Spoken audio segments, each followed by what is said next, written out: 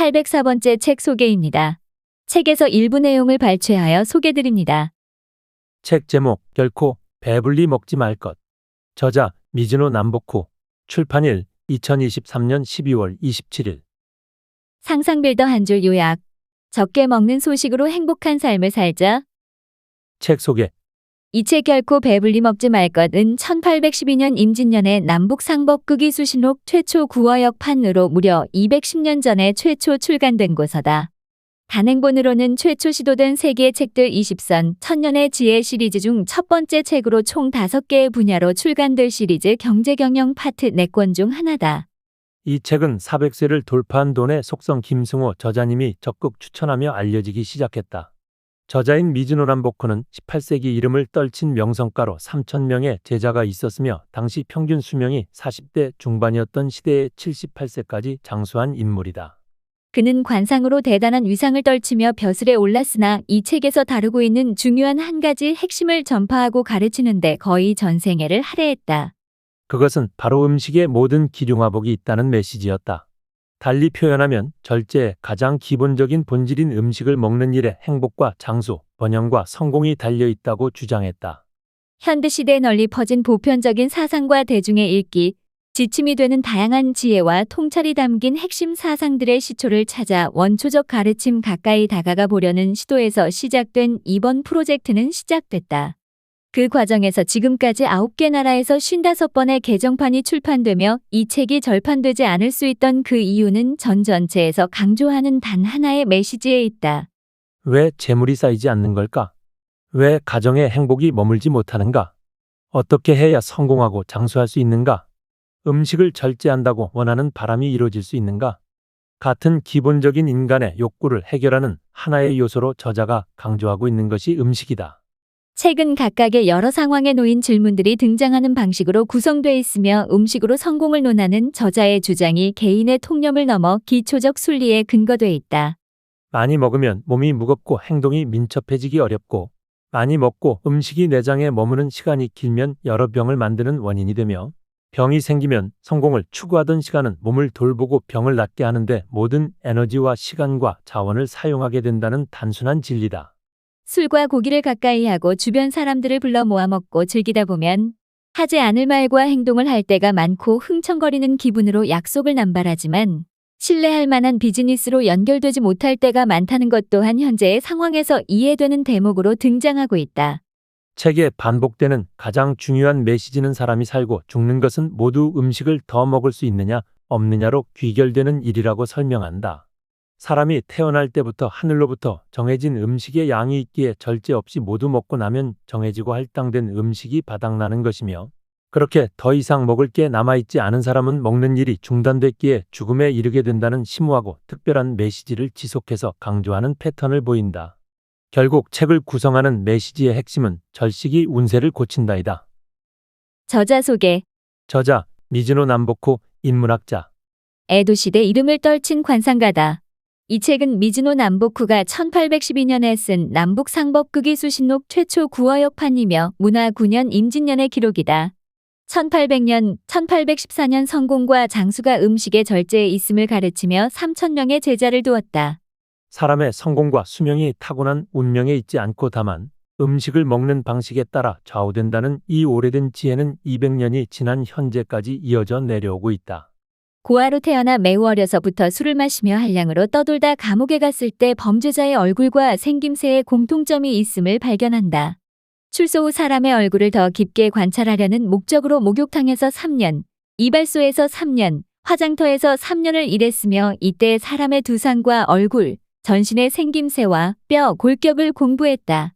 1년 동안 보리와 콩만으로 식사를 계속하고 오면 절의 입문을 허락하겠다는 어느 주지스님의 조언을 따라 실천하게 되며 이때부터 본격적인 관상가로서의 길을 걷는다. 이후 단식과 어려운 고행으로 깨달음에 이르렀는데 사람의 운명은 관상이 아니라 먹는 음식에 달렸음을 깨닫는다. 관상은 변하고 바뀌는 것이지만 식의절제로 빚어진 지복은 지속적이었기 때문이다. 그의 외모는 키도 작고 눈은 움푹 들어갔으며 코는 낮고 광대는 튀어나와 있었다고 기록돼 있다. 한마디로 좋은 관상이 아니었다. 하지만 매일 보리한 홉과 채소 한 가지를 먹는 것으로 자신의 운명을 바꿨으며 황실의 인정으로 받아 벼슬도 받았다. 말년에는 매우 큰 부자가 되었지만 여전히 음식을 절제하는 일을 멈추지 않았다.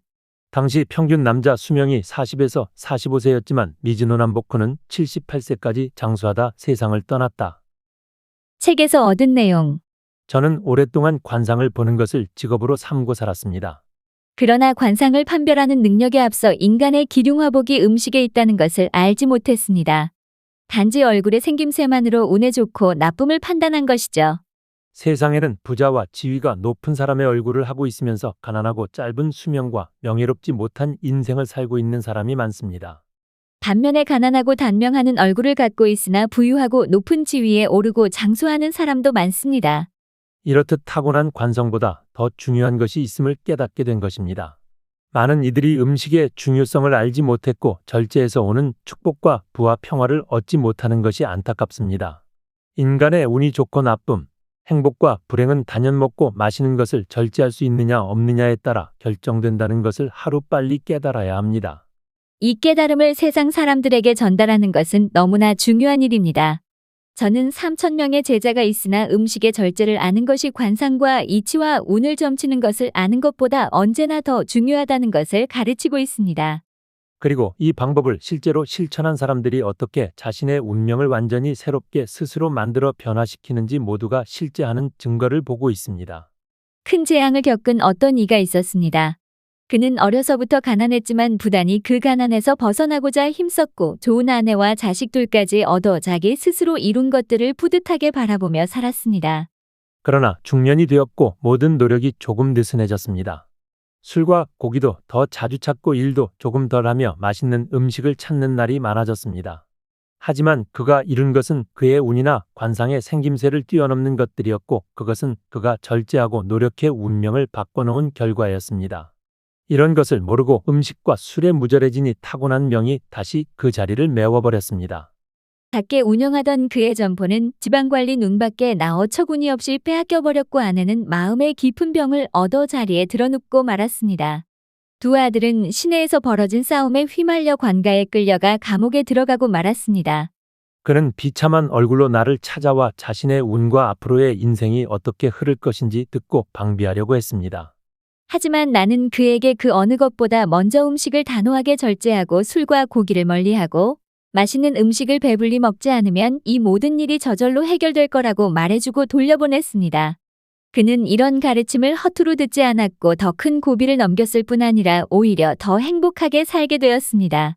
평생 가난한 생활을 할 인상을 가진 사람이 음식을 절제해 상당한 부를 얻었을 뿐 아니라 세상에도 크게 기여한 사례는 결코 적지 않습니다. 오랫동안 병약하고 명이 짧을 것으로 여겨졌던 사람이 아침 저녁으로 음식을 절제하고 단단히 관리한 결과 몸과 마음이 건강해지고 장수하고 있는 사람도 적지 않습니다. 이런 사례는 지난 수십 년 동안 반복적으로 일어났고 이제는 함께 있는 제자들뿐 아니라 지방 곳곳에서 가르침을 청해오고 있습니다. 그 후로 나는 사람의 관상을 볼 때 그 사람의 식생활 상황을 먼저 물어봅니다.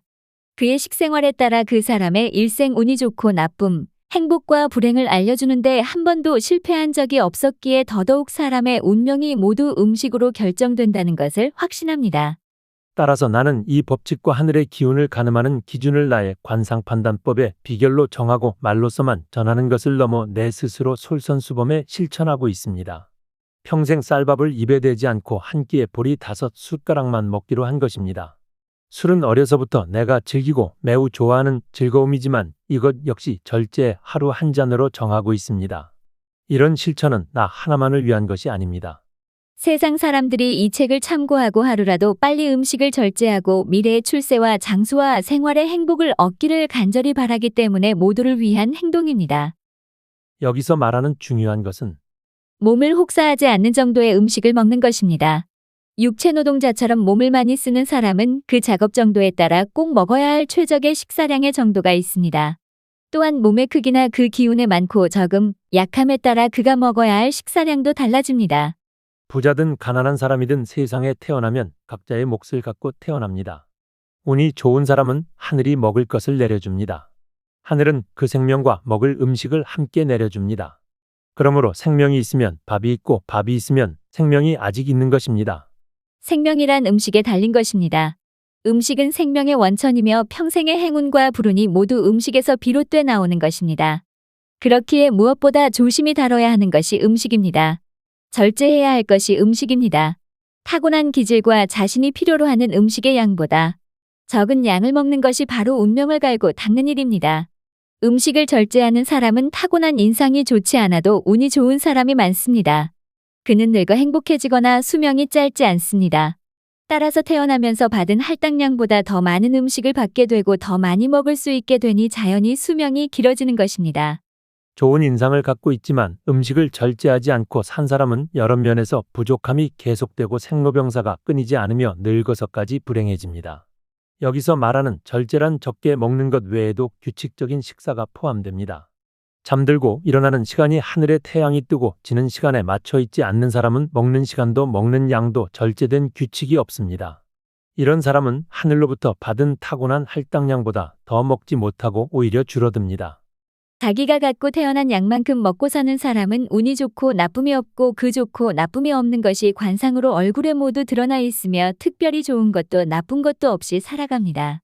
그러나 인상이 나쁘지도 좋지도 않으며 자기 양만큼 먹고 사는 것도 아닌 자신에게 주어진 할당량보다 더 많이 먹고 사는 사람은 아무리 인품이 좋은 사람일지라도 불행한 내면의 번뇌가 끊이지 않습니다. 절제하지 않아온 까닭에 가정도 파괴됩니다. 또 지금을 넘는 출세나 발전이 없습니다. 이런 사람 중에 가난한 사람이라면 고생만 평생 하다 성공이란 것은 단 한 번도 해보지 못하고 평생 남을 원망하며 나라님을 욕하며 삽니다.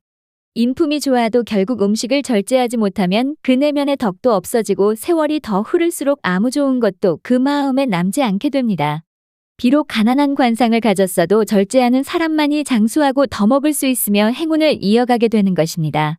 먹는 양을 엄격하게 조절하는 사람은 비록 인상이 좋지 않아도 출세할 길이 열리며 그 출세로부터 따라온 행운까지 얻습니다. 평생 가정이 안정되고 그로부터 늙어서도 운이 좋은 사람으로 남게 됩니다. 적게 먹고 음식량을 엄격하게 조절하는 사람은 그 행운의 덕으로 하려는 많은 일이 두루 잘 풀리며 이상하리만큼 적절하게 맞아떨어지며 계획한 일이 잘 돌아가게 됩니다. 약해 보여도 병에 걸리지 않는 노년은 덤으로 얻게 됩니다.